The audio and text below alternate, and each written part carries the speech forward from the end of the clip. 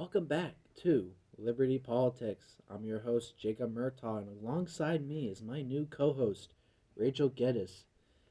And of course, there's been a lot that has been happening, so let's get right into it. Starting off on our hot press, in Hudsonville, Alabama, the home of Marshall Space Flight Center, is facing an increase of jobless claims due to the Trump administration's efforts to cut the federal workforce. This decrease is also associated with the contract failures and closures of government programs, although the city is facing a crisis of job losses. It is still dominated by STEM, the science, technology, engineering, and mathematics, and a military industry by investors and workers. Hudsonville's federal workforce is heavily tied to Bangladesh, with the congressional district housing almost half of the state's federal service employees. Robert F. Kennedy Jr. is sworn in as the new Secretary for the Department of Health and Human Services. RFK Jr. has been a controversial figure and head of it in politics for his controversial views in health policy. In the past, he has been criticized for his views on vaccinations and comments about COVID not affecting certain ethnic groups. RFK Jr. has advocated for making America healthy again. Michelle King, the top official at the Social Security Administration, stepped down after refusing a request from Elon Musk's Department of Government Efficiency, the access of sensitive government records. The agency manages payments for over 70 million Americans and has faced criticism from DOJ over sensitive data. Russia and the U.S. held talks in Saudi Arabia on February 18th to discuss the end to the war in Ukraine. Yuri Yusharov, an advisor to Putin, said the talks were very, very serious and agreed to develop bilateral relations.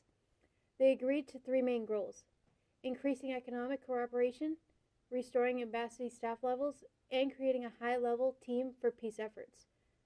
Ukrainian President Zelensky and European leaders have criticized the absence of Ukrainian representatives. The encounter marks a change in the U.S. foreign policy and a first step towards a summit between Putin and Trump. In other news, there has been a lot of plane crashes recently, but this last one landed upside down.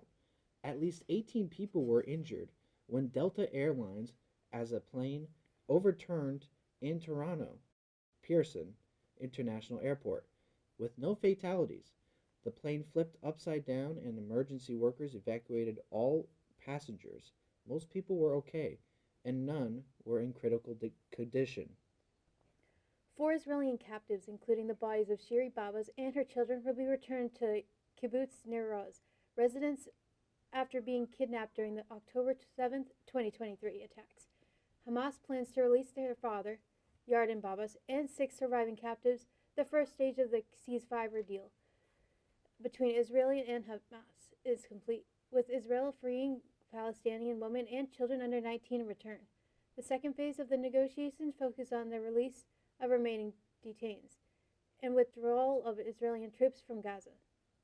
And finally, Google's decision to rename the Gulf of Mexico as, quote, the Gulf of America for U.S. users on Google Maps has sparked legal actions from Mexico. The Gulf was previously renamed by former U.S. President and current President Donald Trump. President Claudia has argued that the name change should only apply to the U.S. controlled areas.